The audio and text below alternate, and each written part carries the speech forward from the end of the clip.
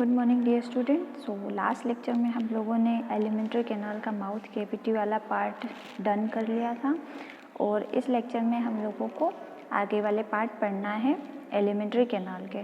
तो यहाँ पे अब नेक्स्ट पार्ट है माउथ कैविटी के बाद। माउथ कैविटी हम लोगों ने पढ़ लिया था। माउथ कैविटी के बाद जो नेक्स्ट पोर्शन है वो है फेरिंग्स एंड ईसोफेगस। ठीक है, ये आप लोग को डायग्राम में दिख रहा है, इसको हम लोगों को आगे पढ़ना है। सो माउथ कैविटी तक हम लोगों ने देख लिया था कि जो फूड होता है वो आपका बोलस में कन्वर्ट हो जाता है। अब ये बोलस आगे फेरिंग्स और ईसोफेगस की हेल्प से आगे बढ़ेगा और कहाँ पहुँचेगा? स्टमक में। ठीक है, तो यहाँ पे जो नेक्स्ट पार्ट होता है एलिमेंट्री कैनाल का वो होता है आपका फेरिंग्स और ईसोफेगस। इसका बहुत ज़्यादा वर्क नहीं है, इसका वर्क है सिर्फ स्वेलोइंग करना। किसको स्वेलोइंग करना? बोलस को स्वेल करना और कहाँ तक पहुँचाना? स्टमक तक पहुँचाना। ओके, तो ईसोफेगस और फेरिंग्स का क्या वर्क हो जाएगा? Conduction of food into stomach. Now the next part of alimentary canal is stomach. अब स्टमक, इसमें जो फूड जाता है वो किस फॉर्म में होता है? बोलस के फॉर्म में। अब स्टमक में फूड का physical digestion and chemical digestion दोनों होता है और इसके बाद जो नेक्स्ट वर्क होता है स्टमक का वो होता है स्टोरेज। जो फूड बोलस के फॉर्म में आपके स्टमक में गया है उसको वहाँ पे कुछ टाइम के लिए स्टोर रहना पड़ेगा, बिकॉज वहाँ जो डाइजेशन होगा उसमें टाइम लगेगा। ठीक है, तो जो फूड रहेगा वो स्टमक जैसे एक पाउच में वो क्या रहेगा? स्टोर रहेगा। ये है आपके स्टमक का स्ट्रक्चर। ठीक है, बैग लाइक स्ट्रक्चर होता है और स्टमक के 3 पार्ट्स होते हैं। This part is known as cardiac part of stomach, the middle part is known as fundic and the lower part is known as pylori. जो स्टमक का एंट्री वाला end होता है, जो उसका एंड वाला पार्ट होता है। ठीक है, तो जो एंट्री वाला पार्ट होता है वहाँ पे एक डोर लगा होता है, डोर बोल सकते हैं, जहाँ से एंट्री होती है बोलस की। ठीक है, तो वो जो होता है उसको बोलते हैं स्फिंक्टर और उसका नाम है कार्डियक स्फिंक्टर। ओके, उसका नाम क्या है? Cardiac sphincter. जो एंड वाला पोर्शन होता है उसका नाम है पाइलोरिक स्फिंक्टर। इस यहाँ से फूड इंटर करेगा, ठीक है, और यहाँ से फूड स्मॉल इंटेस्टाइन में इंटर करेगा। स्टमक पे जो सबसे मेन वर्क होता है वो गैस्ट्रिक ग्लैंड का होता है। ठीक है, गैस्ट्रिक ग्लैंड का वर्क होता है, बिकॉज ये जो गैस्ट्रिक ग्लैंड होती है वो किसका सिक्रेशन करती है? गैस्ट्रिक जूस का। और ये गैस्ट्रिक ग्लैंड कहाँ प्रेजेंट होती है? स्टमक के म्यूकोसा वाले पार्ट में प्रेजेंट होती है। अब ये जो गैस्ट्रिक ग्लैंड होती है इसमें 4 टाइप्स की सेल्स प्रेजेंट होती हैं। ये वाली जो सेल्स होती हैं these are known as mucus cells, जो कि म्यूकस का सिक्रेशन करती हैं। नेक्स्ट जो सेल्स होती है वो होती है ऑक्जेंटिक सेल्स, जो कि HCl का सिक्रेशन करती है और इसका मेन पार्ट होता है जो स्टमक का जो इन्वायरमेंट होता है उसको एसिडिक बनाने में HCl का मेन रोल होता है और वो डाइजेशन में हेल्प करता है। नेक्स्ट जो आपकी सेल्स होती है वो होती है चीफ सेल।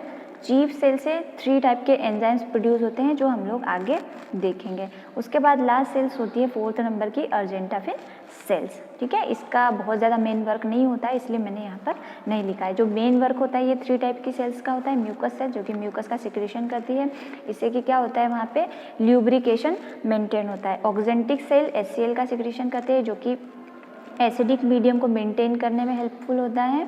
एंड जो चीफ सेल्स होती है वो 3 टाइप के एंजाइम्स का प्रोडक्शन करती है। ठीक है, अब गैस्ट्रिक जूस जो होता है उसका कंपोजिशन देख लेते हैं। जो गैस्ट्रिक जूस होता है जो कि डाइजेशन में मेनली हेल्प करता है, उसका जो pH होता है 1.5 से 3 होता है। अब 1.5 to 3 जो होता है वो हाईली एसिडिक मीडियम होता है। ठीक है, 1.5 to 3 हाईली एसिडिक मीडियम होता है।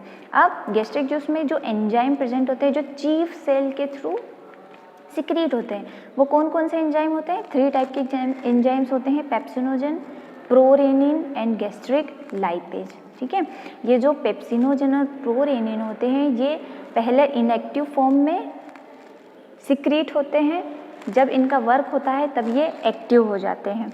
ओके, तो ये कब एक्टिव होंगे उसकी भी जो रिएक्शंस है वो हम लोग देख लेंगे। अब मेनली जो HCl का वर्क होता है वो क्या होता है वो देख लेते हैं। तो HCl जो होता है इट प्रोवाइड एसिडिक मीडियम, जैसा कि हम लोगों ने स्टार्टिंग में देख लिया था, एसिडिक मीडियम प्रोवाइड करता है।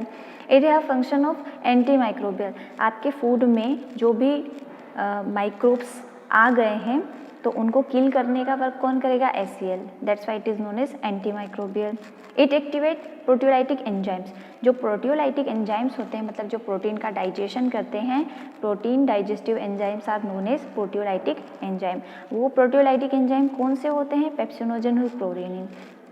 एंड ये जो दो प्रोटियोलाइटिक एंजाइम्स होते हैं पेप्सिनोजन और प्रोरेनिन, ये सिर्फ दो ही ऐसे एंजाइम होते हैं जो हाईली एसिडिक pH पे वर्क कर सकते हैं। इसके अदरवाइज जो भी एंजाइम्स होते हैं वो हाईली एसिडिक मीडियम पे वर्क नहीं कर पाते। तो ये दो इम्पॉर्टेंट एंजाइम्स हैं जो हाईली एसिडिक pH पर वर्क करते हैं, इनके नेम आपको याद रखना है। अब प्रोटियोलाइटिक एंजाइम्स जो दो होते हैं पेप्सिनोजन प्रोरेनिन, ये इसके इनएक्टिव फॉर्म में सिक्रीट होते हैं, ठीक है, बिकॉज बहुत ज़्यादा हाईली एसिडिक pH पे वर्क करते हैं तो इनके एक्टिवेशन का काम कौन करता है? HCl। और ये कब सिक्रीट होंगे? जब आपके बॉडी में फूड जाएगा, ठीक है, जब बॉडी में फूड नहीं जाएगा तब ये इनएक्टिव फॉर्म में रहेंगे, ठीक है।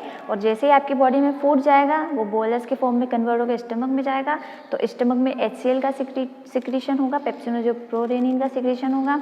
तो ये जो HCl है वो इस पेप्सिनोजन को किस में कन्वर्ट कर देगा? पेप्सिन में, जो उसका एक्टिव फॉर्म होता है, और फिर ये फूड के डाइजेशन में हेल्प करेगा। नेक्स्ट है आपका प्रोरेनिन। जो प्रोरेनिन होता है उसको भी एक्टिवेट करने का वर्क कौन करता है?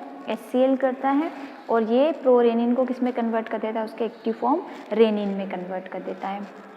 ओके, अब नेक्स्ट है आपकी प्रोटीन डाइजेशन कैसे होता है। सपोज आपने कोई फूड लिया जो कि प्रोटीन रिच है, ठीक है, जैसे ही वो फूड आपके स्टमक में गया तो स्टमक की गैस्ट्रिक वॉल ने क्या करा? आपकी जो चीफ सेल्स है उसने एंजाइम प्रोड्यूस करे इनएक्टिव फॉर्म में, और आपकी जो ऑक्जेंटिक सेल है उसने HCl फॉर्म किया, ठीक है।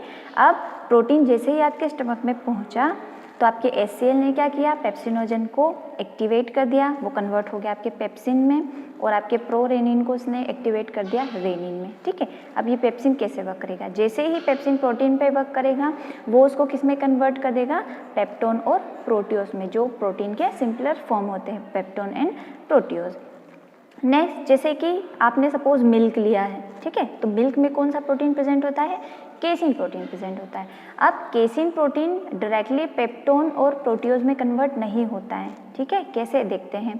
केसिन प्रोटीन पे सबसे पहले किसने एक्शन किया? रेनिन एंजाइम ने। रेनिन एंजाइम ने इस केसिन प्रोटीन को किस में कन्वर्ट कर दिया? पैराकेसिन में। अब पैराकेसिन जो बना है वो कैल्शियम आयन की प्रेजेंस में किस में कन्वर्ट हो जाएगा? कैल्शियम पैराकेसिनेट में, और ये कैल्शियम पैराकेसिनेट फिर पेप्सिन के प्रेजेंस में डीनेचर होंगे पेप्टोन और प्रोटियोज में, ठीक है। तो ये जो प्रोसेस है थोड़ी सी लेंथी है। अब जो गैस्ट्रिक लाइपेज का वर्क होता है, जो लास्ट वाला एंजाइम था, वो क्या करता है? वो फैट का पार्शियल डाइजेशन करता है, ठीक है, पार्शियल डाइजेशन करता है और फैटी एसिड और ग्लिसरॉल में कन्वर्ट कर देता है। लेकिन फिर भी बहुत सारा जो पार्ट होता है वो अनडाइजेस्टेड ही होता है फैट का, तो उसका डाइजेशन कहाँ होगा वो हम आगे देखेंगे, ठीक है। यहाँ तक जो फूड होता है वो बोलस से अब किस में कन्वर्ट हो चुका होता है? काइम में कन्वर्ट हो चुका होता है, ठीक है। जैसे हम लोगों ने स्टमक में जो फूड पहुंचता है वो किस फॉर्म में होता है? बोलस में, और स्टमक से जो फूड बाहर निकलता है वो किस फॉर्म में होता है? काइम के फॉर्म में, ठीक है। अब नेक्स्ट है स्मॉल इंटेस्टाइन का वर्क, तो वो हम लोग देखेंगे नेक्स्ट वीडियो में। Till then take care.